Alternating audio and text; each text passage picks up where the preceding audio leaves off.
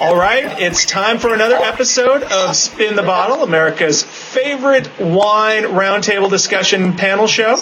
We have our great grand crew of wine blogging panelists, wine experts here to talk about some of the major issues going on in the wine world.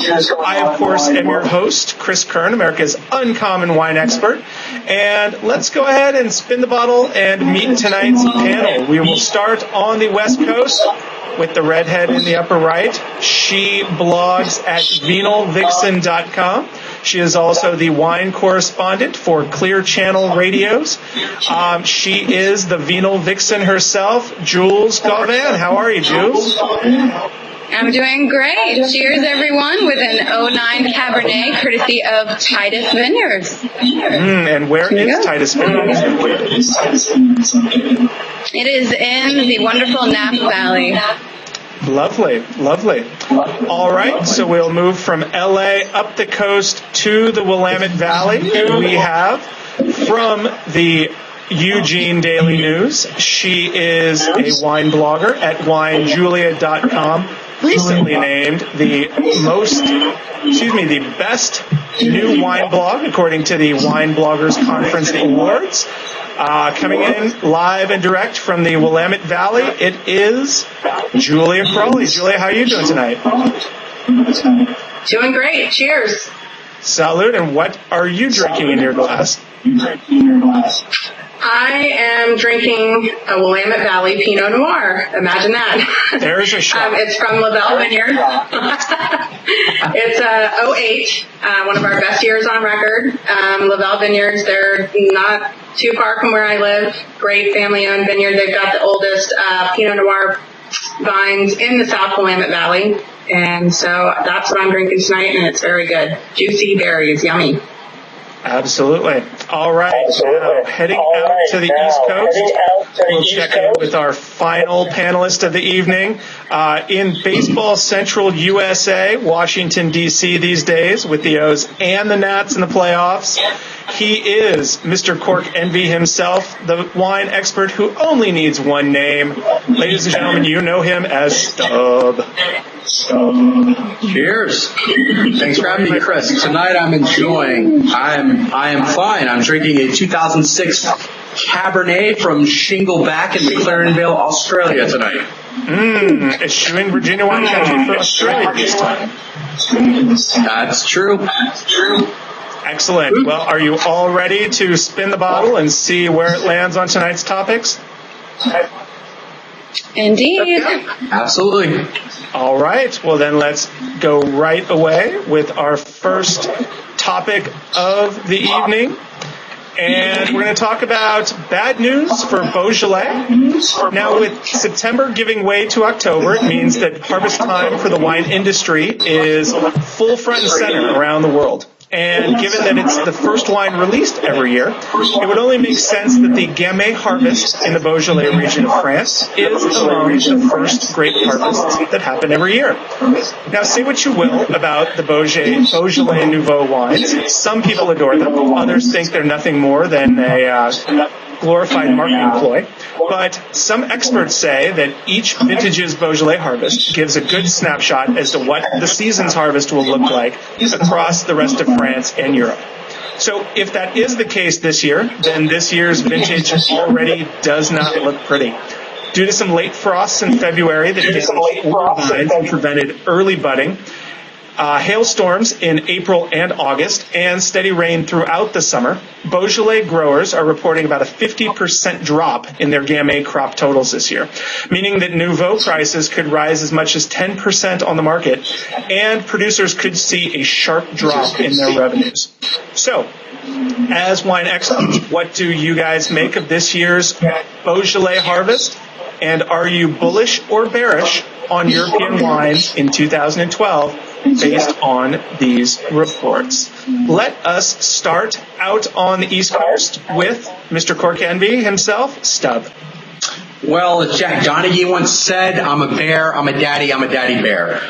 Look, quite seriously though, Beaujolais Nouveau I don't think has a ton of bearing on what may come from the rest of the harvest to come. Kind of see what winemakers do with their fruit once they get it into the winery. I'm going to wait and see what happens when that goes down. All right, Jules, how about you? What's your take on Beaujolais wine? Is it a harbinger of things to come for the rest of Europe, or is it really an anomaly? I'd have to say that it's more of an anomaly. I mean, Beaujolais is more of a simple red wine that you just kind of have on the table, and I can't say that because, one particular year the harvest isn't necessarily up to par, that other winemakers aren't going to be able to do something really special with those grapes. Julia, Gamay, grown a lot like Pinot Noir. You see a lot of that up in the Willamette Valley. What's your take on the drop in Beaujolais harvest this year? I'm definitely optimistic. I don't think it's really going to affect throughout Europe. Like Jules and Stub both said, it's a fun grape. It's not taken too seriously. All the parties are still going to go on to celebrate Beaujolais Nouveau. And I don't think it's going to, it may hurt some of the smaller wineries, but I think in the long run, it's going to be fine for most people. I think it's going to yield smaller portions, but those are going to be more flavorful and more concentrated, so it'll be better than normal. Gotcha. Let me throw this out to the group. Where do you stand on Beaujolais wines? Are you a fan? Are you not a fan? What's your take on Beaujolais in general? Feel free to jump in. I personally love Beaujolais. The Beaujolais Nouveaux to me every year taste like circus peanuts. Some years they taste better than circus peanuts, but most of the time they taste like the circus peanuts candies we had as kids. An aged Beaujolais that has a little while to sit in the barrel, however, I can get behind most of the time if it's well done. I have to say that it's not typically my first choice, so nothing against it. I'm not who's to say that one day I won't build up, a finer palate towards it, but as of right now, I'm definitely leaning towards my Cabernets, my Pinot Noirs, more of your typical go-to grapes. I guess that's a good point. Let me address this to you, Julia. It is a bit of a marketing ploy, and they certainly sell a lot of Beaujolais Nouveau, but like Jules said, for most people, it's not their first choice of wine every year. Is this something that needs to be corrected? Is Beaujolais a wine that should be drunk all year, or should it really just be held for that third Thursday in November? Yeah, they're made to be a drink now wines. They're really not ageable. So I think that the way they are marketing it is perfect. It's a fun, everyday wine one time a year. It's not something I would buy in May or June of next year. It might be something that I would buy to enjoy with friends on the day that it's celebrated. What is it, the third Thursday, November 17th or... and that would be the time that I would buy it if I was going to, but like everybody else, it's definitely not my first choice. If I was going to a dinner party, I'd be bringing a Pinot Noir, a Cab, a Syrah, something bigger and bolder and more flavor, so. Stub, you look like you're having issues up there. Yeah. Well, look, there's Beaujolais Nouveau, and then there's Gamay that has been given more proper treatment. A Gamay is not going to age for 25 years like a great Burgundy or Bordeaux, but it does have its place even in May or June. I stand behind the Gamay grape. I don't necessarily stand behind the gimmicky Beaujolais Nouveau every November. I'm going to have to disagree on that one. I think it's almost kind of fun. It's nice to have a festival once a year, something such as, Halloween. Why can't we look at it as the new candy corn of the season? Well, we've now thrown out circus peanuts and candy corn, and the fact remains that if Beaujolais is only drunk during the third Thursday, and first of all, let me just say how when winter is starting to hit and it's starting to get cool and maybe you got a little snow on the ground, exactly what you want at that point is a light, fruity, lightly fermented wine with no oak aging, no tannins to it. I think the timing on it is absolutely ridiculous. But doesn't it make sense that, the Nouveau is a spring wine, is a summer, is almost an alternative to a rosé? It makes a lot of sense in March, April, May, even getting into June, July, some of the warmer summer months. I'm going to have to do some more research on that one for you, Chris. Well, the bottles are just sitting there, the ones that don't sell in November. Julia, your thoughts on that? In the spring, I'd much rather grab a rosé or something that's going to go nicely with the local seasonal foods.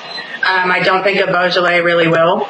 Even though it's lighter than some of the others reds, I still wouldn't want it in the spring. Stub, I'll give the last word to you. You look like you've got something on your mind.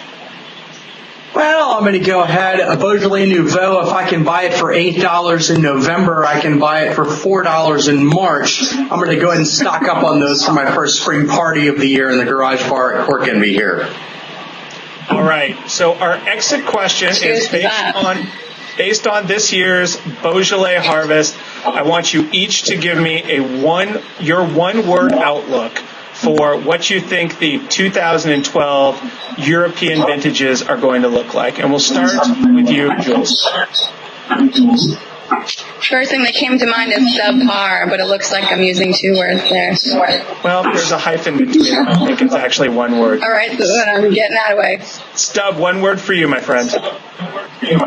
Average. Average. Julia, one word for you.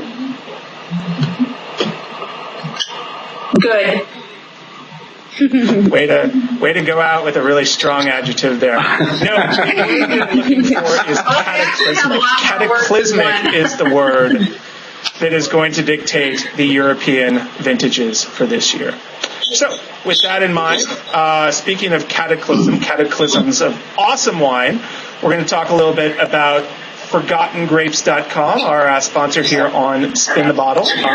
If you aren't familiar with ForgottenGrapes.com, I highly recommend checking them out. They are an online wine website devoted to lesser-known and uncommon varietals, regions, and producers.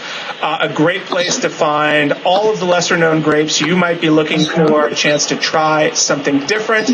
And, of course, they do their Forgotten Grape of the Fortnight every 2 weeks, a chance to shine a spotlight on a new Forgotten Grape. If you have not watched the videos on ForgottenGrapes.com to check out, for those Forgotten Grapes of the Fortnights, definitely check them out. It's a lot of fun, and they are very, very hilarious. So, ForgottenGrapes.com, drink something different. All right, at this point, we are going to move on to our next question of the evening. And this time, our topic is the 800-pound gorilla returning to the wine market.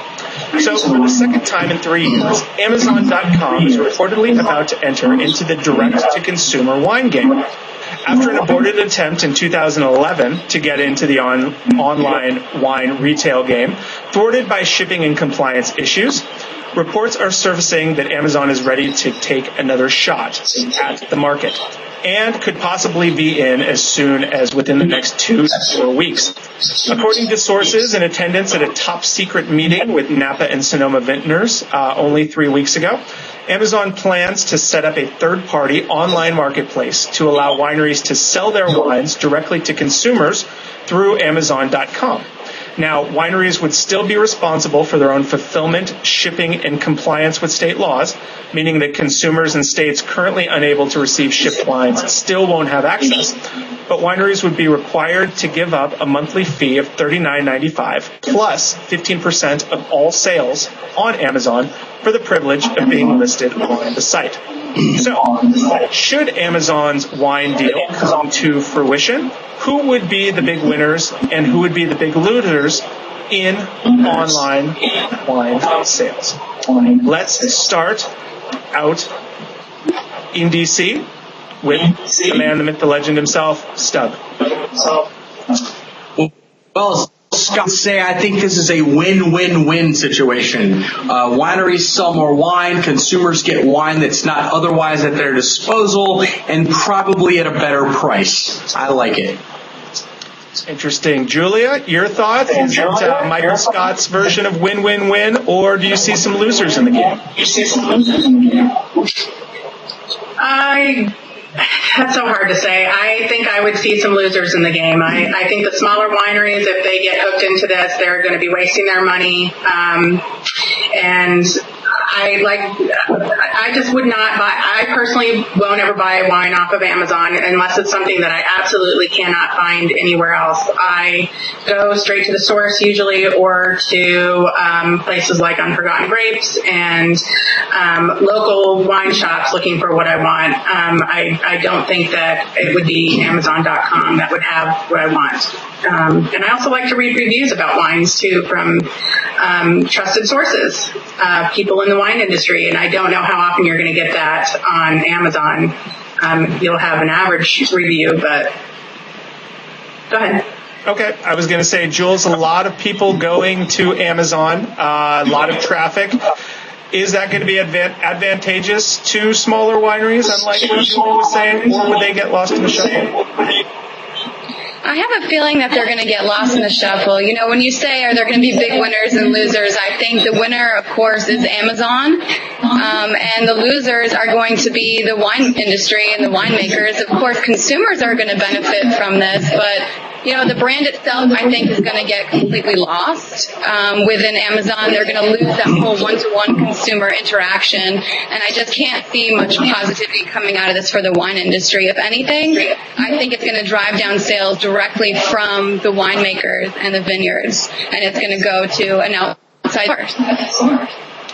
So let me follow up with you on that question. How do you see it specifically driving down wine sales for winemakers? Do you think it's going to become kind of a lazy tool for smaller wineries to just put their wines up on Amazon and then not go out and pour at other events? Or do you think it's a chance for smaller wineries to, you know, be discovered by folks on Amazon? Of course, I think there's a possibility that that can happen. Unfortunately, how Amazon operates, I just feel like they're going to get lost in the shuffle, like we said before. You know, because if they start to figure out, since they're tracking everything, a certain product that's able to sell, you know, then I think Amazon's just going to go through a third-party merchant and start selling that at lower prices with cheaper wines, and I think that it's going to kind of water down the industry, much like we've talked about celebrities watering it down. I mean, I know that might seem far left. However, I just don't see much positivity coming out of this for the winemakers. I see it as, you know, a moneymaker, a corporation trying to take over something that's really quite beautiful. Stub, you were bullish on it. You have a rebuttal to Jules' point?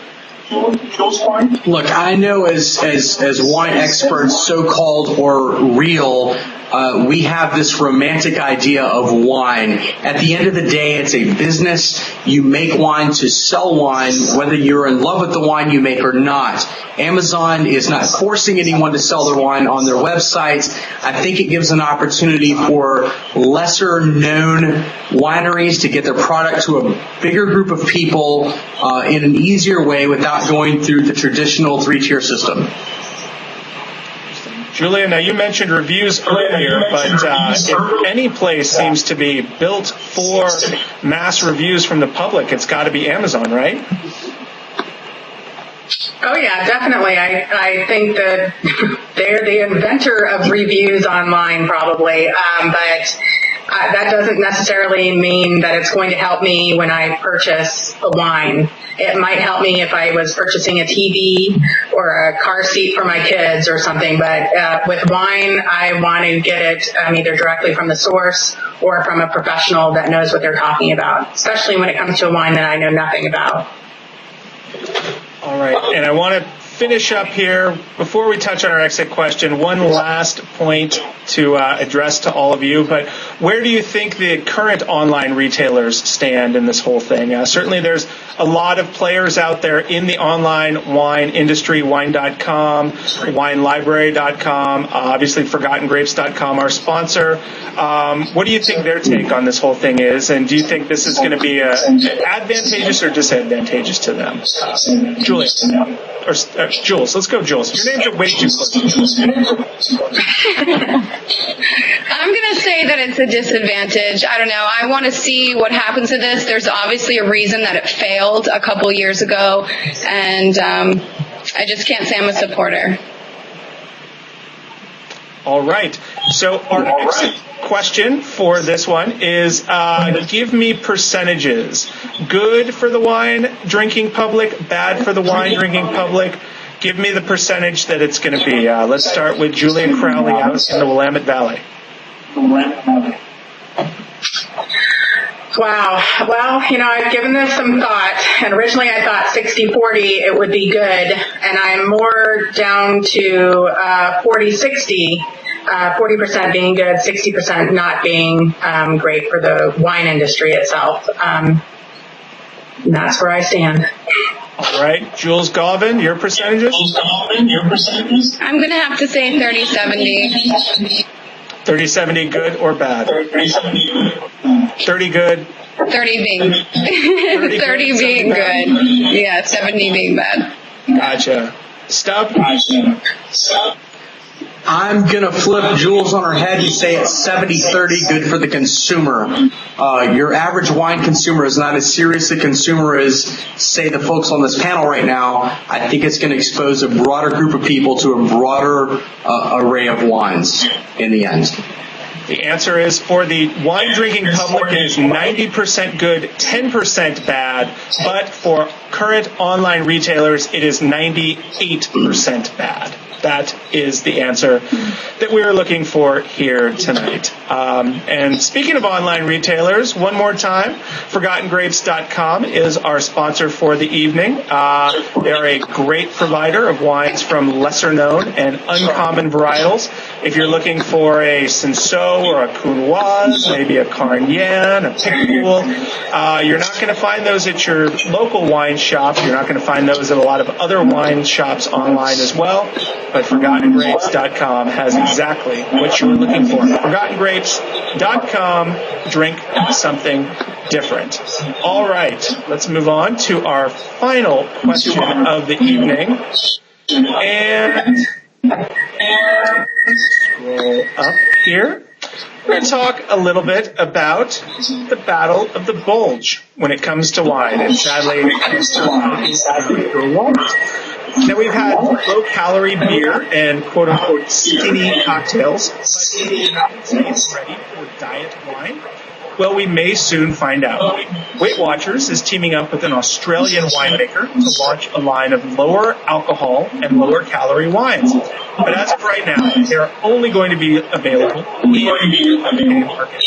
Now, following an initial test launch in Australia in 2010, the British version of these Weight Watchers includes a sparkling brut, a Semillon Sauvignon Blanc White Bordeaux style blend, a Shiraz in Australia, that certainly makes sense, and a Marlborough Sauvignon Blanc.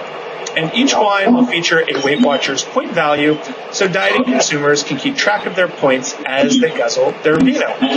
Now, according to one U.S. blogger who has had a chance to taste these Weight Watchers wines while she was in London, she claims the wines are exactly what you would expect from a low-calorie, low-alcohol diet wine. They taste overly sweet, and given their lower alcohol levels, each wine does fall right between 6 and 10% ABV. They are not in any way effective in providing any sort of buzz at all. So, let me ask you guys, do you have any interest in a low-cal wine? And do you think that this is a phenomenon that the United States is ready for? Let's start with you in Los Angeles, Jules Gauvin.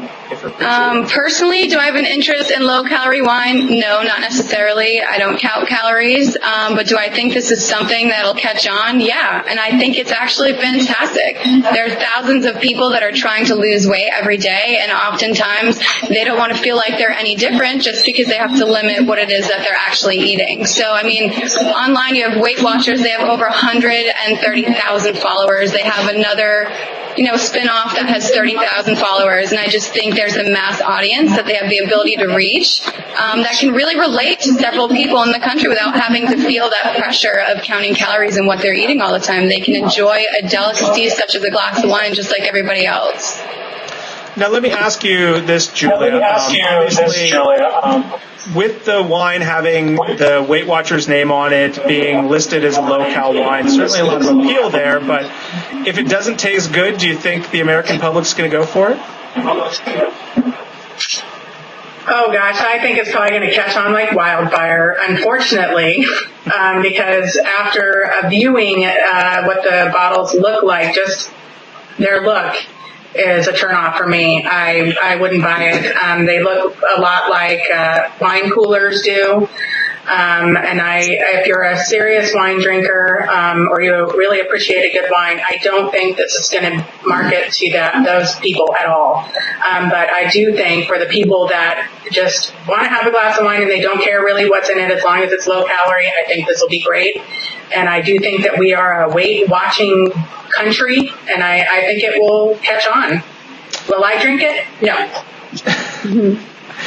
So Julia definitely won't be touching the stuff. Stub, do you think this is something that should have other winemakers around the country worried, or do you think the wheels are turning for some of them, maybe putting out their own low-cal wines of their own?